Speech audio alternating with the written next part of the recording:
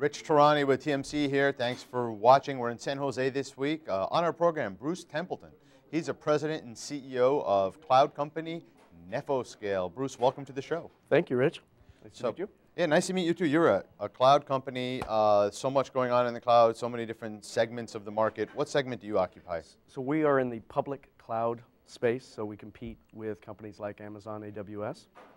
So there's companies doing PaaS, there's middleware companies, but we're a service provider providing public cloud services, infrastructure services. Now, are you providing to end users exclusively, or do you allow resale if I was a carrier, for example, and I wanted to resell your services? And what's your business model? So resale is a big part of our future. So we built our own billing engine. So we do have the ability to do multiple tiers. So a service provider could run on-demand services on our platform, provide that to their clients, but then insert their own billing mechanism or gateway into our system.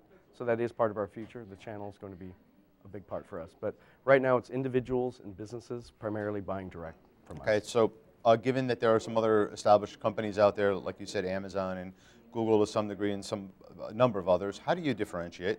So one of the big things that we do is we feel like there's a lot of technical debt out there as far as these large networks that have been built out, also with the software they've developed, that there's an opportunity for us here to apply what we treat infrastructure as code. So taking all the processes and tools developed over the last 2 decades surrounding agile development, we want to apply that to infrastructure. So if infrastructure is code, then you should be able to apply things like item potency, integrated design environments. You should be able to apply these things so developers are now driving a lot of the use of compute and storage, and they're managing these environments with IT in these DevOps environments. So we're trying to drive DevOps, and enterprises are trying to hop over the gap to the DevOps type culture, but it's very challenging for them. So we're trying to enable that process. So your differentiation is, I guess, maybe you're making your customers more efficient, more productive, better use of the hardware. Is that an adequate way of saying it? That's correct. So a few things that we do. So we have storage and servers as our primary services, right? And so we also have dedicated servers that are bare metal, no hypervisor, that could be in the cloud on the same broadcast domain with your cloud servers, which is an unusual thing that most vendors don't offer. We also allow the same images to be used across both virtual and dedicated servers, so you don't have to have different images for different platforms. And then we have an S3-like cloud storage based on OpenStack Swift.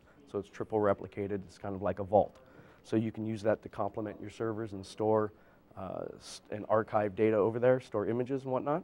So that's the primary basis for the service. But then we're adding in what we have called Cloud Script, which allows customers, it's a human-readable cloud blueprint format that allows our customers to create this DevOps type environment where they can save a lot of time. So it can go from 4 hours to set up an entire server and stack down to 15 minutes using things like templates and images and this Cloud Script technology. So there was a recent power outage a couple weeks ago, I believe it was, where many of Amazon's customers were knocked off the grid because of just power going out. I'm curious, does that present an opportunity for a company like yours, or is it the same challenge for everybody? It's the same challenge for everybody. The reality is that things break in data centers, and you don't hear about it with enterprises as much because it doesn't get the kind of press. So when a service provider has that kind of outage, it's a big deal. The customers that had problems there, also, if you really dig deep on that, they might not have had redundancy across data centers and didn't want to spend extra to have duplicate type environments in other data centers. So I'd have to know more about exactly what happened with each specific client to know, but things do break and you have to design, and experienced IT people know that. Same with developers developing software apps. Things do break, so you have to design it with that in mind.